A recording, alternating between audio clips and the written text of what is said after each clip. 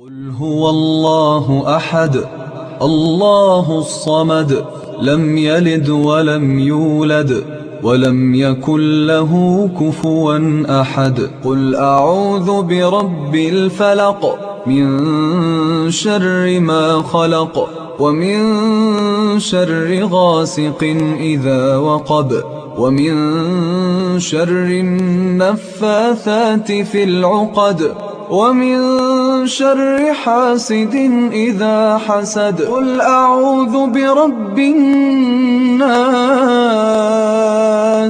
ملك الناس